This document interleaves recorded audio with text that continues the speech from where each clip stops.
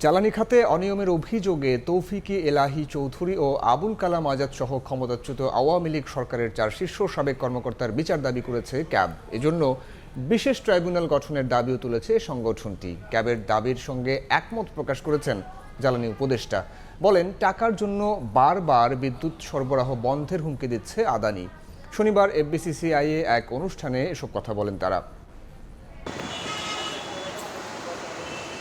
জ্বালানি সংকট দূর করার নামে দায়মুক্তি আইন করে বিগত সরকার। বিদ্যুৎ কেন্দ্র অনুমোদনের বিপরীতে হয় অর্থ লুটপাট। ভারতীয় শিল্পগোষ্ঠী আদানি গ্রুপের সঙ্গে করা অসম চুক্তি নিয়ে চলছে ব্যাপক আলোচনা। এরই মধ্যে বকেয়া 84 কোটি 50 লাখ মার্কিন ডলার পরিশোধে প্রতিষ্ঠানটি বারবার বিদ্যুৎ সরবরাহ বন্ধের হুমকি দিচ্ছে সরকারকে। কেউ না কেউ আমার মাথায় একটা বন্দুক টেকায়, $50 বিলিয়ন অত তারিখের মধ্যে দিতে হবে, নাহলে সাপ্লাই বন্ধ করে দেবে, এবং বন্ধ করেও দিয়েছে। এ অবস্থায় শনিবার মতিঝিলে এফবিসিসিআই আয়োজিত সেমিনারে জ্বালানি খাতের অনিয়মের সঙ্গে জড়িত দাবি করে সাবেক জ্বালানি উপদেষ্টা তৌফিকি ইলাহি চৌধুরী, মুখ্য সচিব আবুল কালাম আজাদ ও আহমদ কাইকাউস এবং বিদ্যুৎ বিভাগের সাবেক সচিব মনোয়ারুল ইসলামের বিচার দাবি করেছে ভোক্তা অধিকার নিয়ে কাজ করা সংগঠন ক্যাব। স্মারকলিপি যেটা দেওয়া হবে সেখানেও 4 জনের নাম ক্যাব থেকে আনা হয়েছে।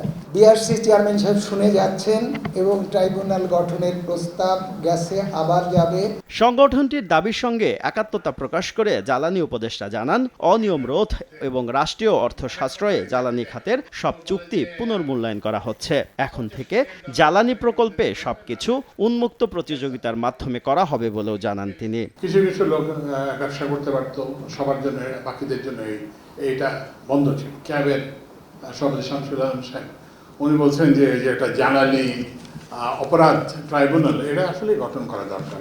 বিদ্যুৎ ও গ্যাসের দাম বাড়ানোর জন্য সরকারের ওপর ব্যাপক চাপ রয়েছে উল্লেখ করে জ্বালানি উপদেষ্টা বলেন, 72 টাকায় গ্যাস কিনে তা 30 টাকায় সরবরাহ করা সম্ভব নয়। তো আশা করি সেই নামটা উনি। শুভ খান, সময় সংবাদ, ঢাকা।